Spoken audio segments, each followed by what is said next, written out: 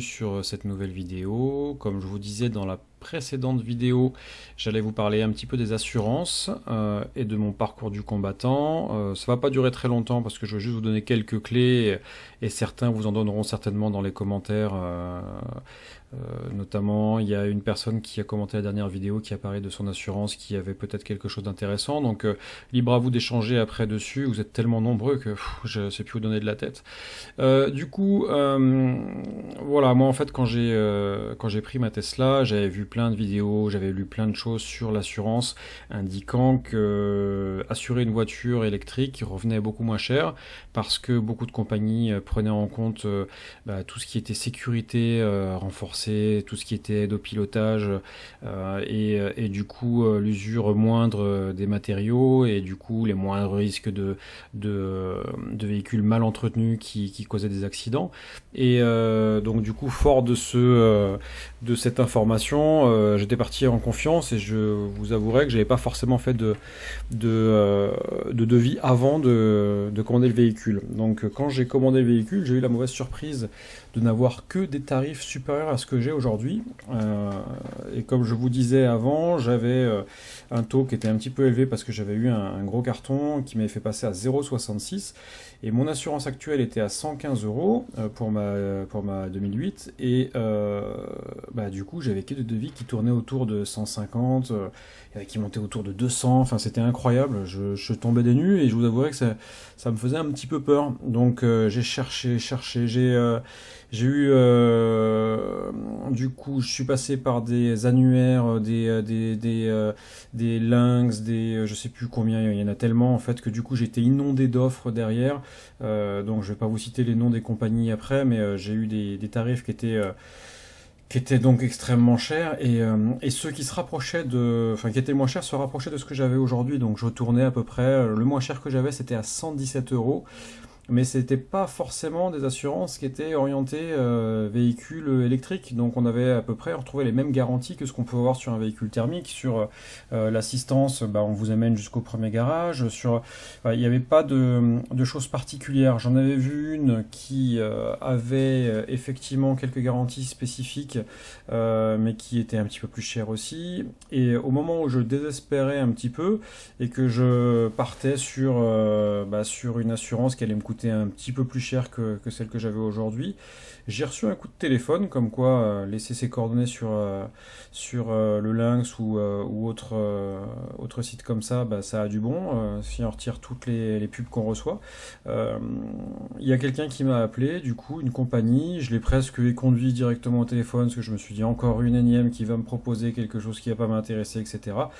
Et en fait, il s'avère que la personne que j'ai eue en ligne, c'est quelqu'un qui connaissait Tesla parce que c'était quelqu'un qui avait lui-même une Tesla depuis plusieurs années et qui s'est associé dans son cabinet avec un autre conducteur de Tesla. Ils bossaient tous les deux chez Allianz, enfin ils bossent tous les deux chez Allianz parce qu'ils ont créé du coup une compagnie qui fait partie d'Allianz qui est spécialisée sur l'assurance des véhicules électriques et notamment des Tesla.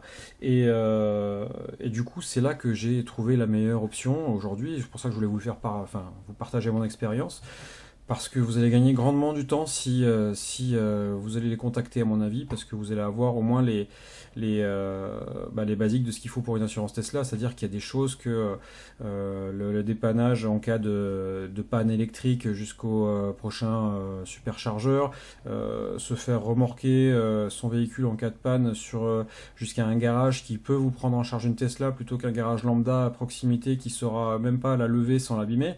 Il y a pas mal de choses comme ça, le bris de glace qui prend en compte aussi le toit panoramique, il y a après je vous passe un petit peu les détails, vous verrez avec eux si vous les contactez.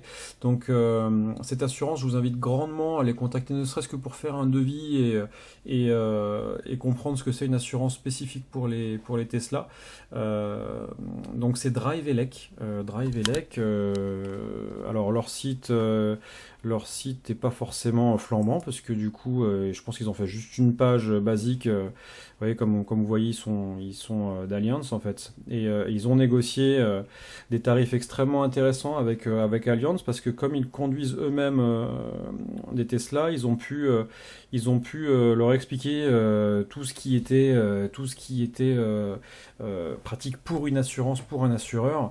Par exemple, le mode Sentinelle, ça doit faire des ravages au niveau de l'assurance. Quand vous prenez un coup de portière, bah, vous avez directement, avec toutes les caméras autour, vous allez pouvoir voir la plaque d'immatriculation de la personne qui vous a fait un impact. Vous allez pouvoir voir s'il y a quelqu'un qui, dans un parking, vous bugne la voiture en partant. Il y a plein de choses qui peuvent être très intéressantes pour l'assureur parce qu'ils savent contre qui se retourner probablement. Toujours est-il que bah, du coup, moi j'ai eu une offre avec mon taux à 0,66, j'ai eu une offre à 89 euros je crois. Donc c'est moins cher que ce que j'ai actuellement. Et pour vous donner un ordre d'idée, j'ai un ami donc, qui a aussi craqué pour Tesla, là, qui lui est à 50% de bonus et bah, ça lui coûte 59 euros par mois pour assurer tout risque sa Tesla avec un peu de franchise parce qu'on peut choisir franchise ou pas. Donc ça vous verrez directement ce que vous voulez faire si ça vous intéresse, mais je vous invite à les contacter. Du coup, je vous mettrai juste le lien, mais voilà, moi j'ai eu Stéphane Delerue en ligne directement. Et que je venais de commander ma Tesla, je me suis même permis de lui demander quelques conseils. Et il m'a rassuré sur tout le fonctionnement de Tesla, les dépannages qu'il a pu rencontrer, etc. Donc voilà, c'est une bonne option et ça va probablement vous faire gagner du temps et éviter de courir dans tous les cabinets d'assurance que vous pouvez avoir à gauche et à droite. Et puis voilà. Donc c'est tout pour ce soir. Et puis du coup, je voulais simplement vous redire pour ceux qui ne le savent pas. Donc je récupère enfin ma voiture samedi. Donc je serai avec du coup mon ami Xavier qui sera probablement là qui filmera ou qui prendra quelques photos de la remise parce que moi je serai concentré sur la réception de la voiture, je pense. Et puis voilà, je vous partagerai un petit peu tout ça. Allez, ben, je vous remercie, je vous souhaite une bonne soirée, je vous dis à très bientôt.